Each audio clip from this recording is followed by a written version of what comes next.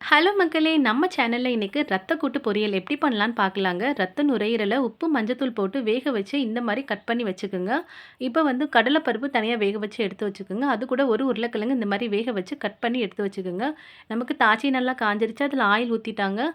இப்போ வந்து பட்டை, சோம்பு, கிராம்பு எல்லாம் போட்டுருங்க. போட்டதுக்கப்புறம் நறுக்கி வச்சிருக்க வெங்காயத்த அது கூட போட்டுருங்க. போட்டுட்டு நல்லா கிண்டி விட்டுருங்க.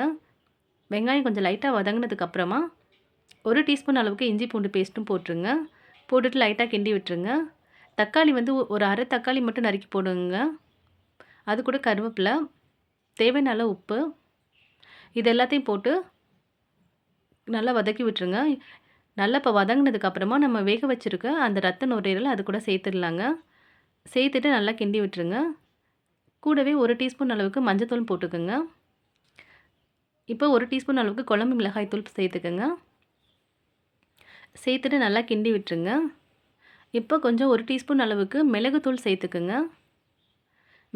மிளகுத்தூள் சேர்த்துட்டு லைட்டா கிண்டி விட்டதுக்கப்புறமா வேக வச்ச உருளைக்கிழங்கு, அதுக்கப்புறம் கடலைப்பருப்பு இது 2யும் அது கூட சேர்த்துட்டு நல்லா கிண்டி விட்டுருங்க. நல்லா கிண்டி விட்டதுக்கப்புறமா ஒரு ஒரு 1 டம்ளர் அளவுக்கு தண்ணி வந்து அது கூட சேர்த்துக்குங்க. சேர்த்துட்டு நல்லா கிண்டி விட்டுருங்க. கிண்டிட்டு ஒரு மூடி போட்டு மூடி வச்சிங்கன்னா, இந்த மாரி கொஞ்சம் கொதிச்சு வரும். இப்போ கொத்தமல்லி தழை போட்டு இறக்கிர்லாங்க. டேஸ்ட்டான ரத்த கூட்டு நமக்கு ரெடி ஆயிடுச்சுங்க. வீக்லி 1 டைம் இந்த மாரி செஞ்சு சாப்பிடுறது ரொம்ப நல்லதுங்க. வீடியோ பிடிச்சிருந்தா லைக் பண்ணுங்க, ஷேர் பண்ணுங்க, சப்ஸ்கிரைப் பண்ணுங்க. Thank you.